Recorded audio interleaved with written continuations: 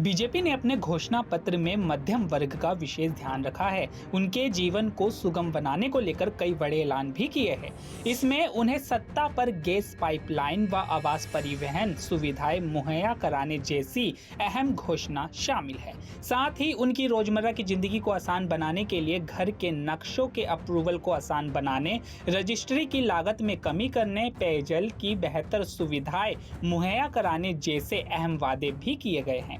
साथ ही घोषणा पत्र में शहरी क्षेत्रों में रहने वाले मध्यम वर्ग की सुविधाओं का भी विशेष ख्याल रखा गया है। बड़े शहरों में बढ़ती भीड़ को देखते हुए उसके आसपास सैटेलाइट टाउनशिप के निर्माण को प्रोत्साहित करने, शहरों में तेजी से उग रहे कचरे के पहाड़ों से मुक्ति दिलाने, पीएमई बस को विस्तार देने की भी घोषणाएं की गई है। इसके अलावा शहरी क्षेत्रों से जुड़े प्रशासन में नागरिकों की भागीदारी को बढ़ाने, डिजिटल शहरी भूमि रिकॉर्ड प्रणाली को विकसित करने और शहरी क्षेत्रों की जरूरत पर नजर रखने के लिए मॉडर्न रेगुलेटरी फ्रेमवर्क भी तैयार करने जैसी पहलों पर जोर दिया गया है। शहरों के विकास में पर्यावरण पर विशेष ध्यान रखने का भी वादा किया गया है, जिसमें अधिक से अधिक ग्रीन स्पेस विकसित करने का वादा शामिल है।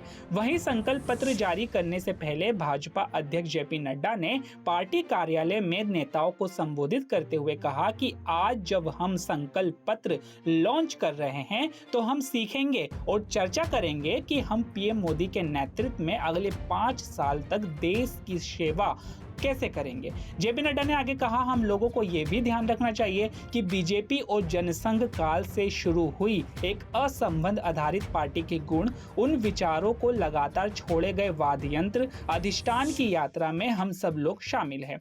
जब जब चुनाव आता है तब तब हम सब लोग उसी तरह से विश्ववत यात्रा को आगे बढ़ाने का काम करते हैं। साथ ही महिला आरक्षण कानून का जिक्र करते हुए जेपी नड्डा ने कहा कि जो 30 सालों में नहीं हुआ वो 2-3 दिन में हो गया। संसद में महिलाओं को आरक्षण दिया गया। कोरोना काल के दौरान सरकार मजबूती से लड़ी।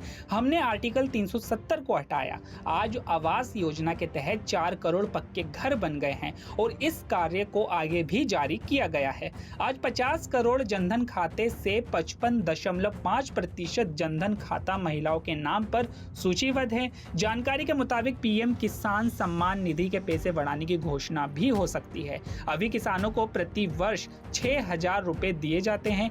इसी तरह परोक्ष तौर पर किसानों के लिए कुछ अन्य योजनाओं की भी घोषणा की जा सकती है। इसके अलावा सत्ता में आने पर एक ऐसे कानून बनाने का भी वादा किया जा सकता है जिसमें ईडी द्वारा जब्त संपत्ति के मामले में निवेशकों को जल्द पैसे वापस करने जैसी बात हो सकती है।